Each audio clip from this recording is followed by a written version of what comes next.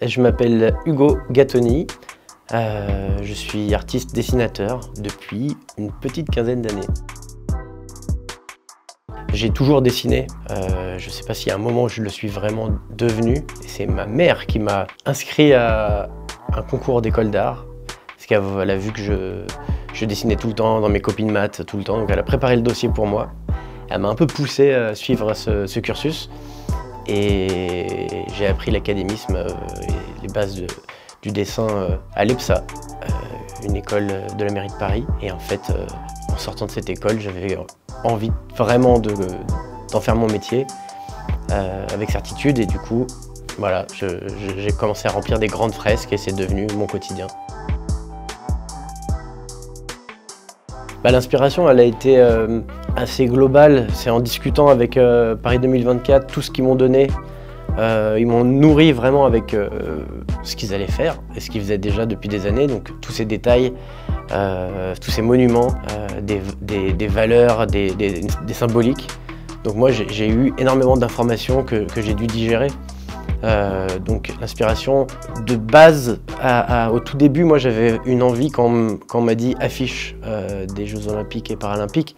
J'ai eu une envie très péplum, très ville arène, vraiment un côté très Grèce antique.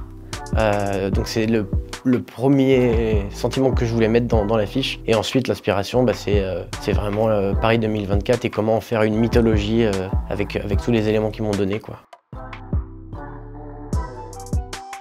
C'est ces affiches du premier croquis, même de la rencontre avec le comité de Paris 2024.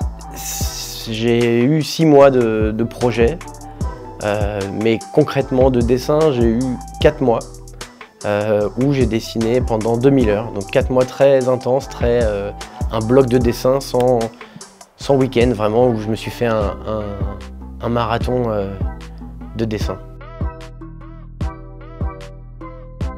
Pour lier la culture et le sport, le terrain de jeu c'était Paris. Donc j'ai repris tous les codes parisiens, les codes architecturaux du bâtiment haussmannien, de la pierre de taille, de l'ornementation. On a placé tout en détail chaque sport là où ils allaient être vraiment lors des jeux. Du coup, voilà, on avait le foot au pied de la Tour Eiffel, donc j'ai vraiment placé comme des petits pions le sport sur ce terrain de jeu. Et la culture parisienne, elle s'y retrouve par des instants de flânerie, des instants arrêtés où il y a des gens qui se prélassent sous un sol pleureur.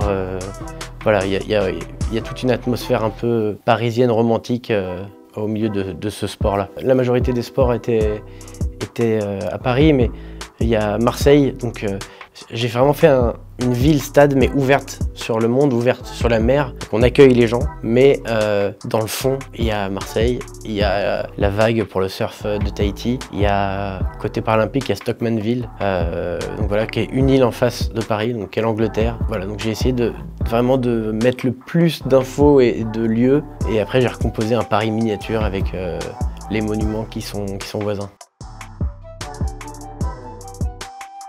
Les éléments clés de l'affiche, pour moi, c'est sa composition, le fait de pouvoir raconter énormément de choses dans un tout, de dessiner des microcosmes dans une grande échelle. Du coup, c'est plein d'histoires dans lesquelles on peut se retrouver ou non, mais en tout cas, on peut se balader et se perdre dans ces jeux. Et c'est ça qu'en fait la force, en tout cas, je pense.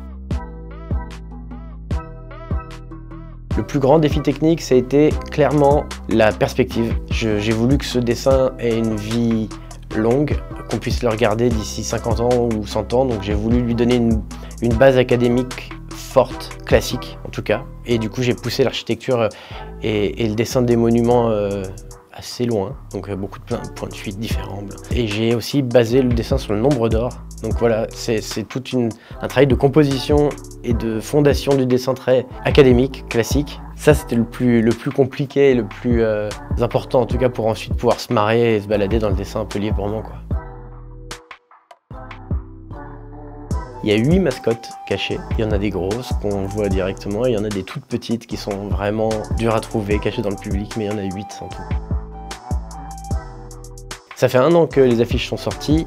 Je les ai vues littéralement tous les jours depuis 1 an. Ça fait partie de ma vie maintenant. Mais en tout cas, j'en suis très content, toujours. Souvent, j'essaye de ne plus trop regarder mes dessins une fois que je les ai finis. Là, j'ai pas trop eu le choix. Et bizarrement, j'en suis toujours très content, je regrette rien.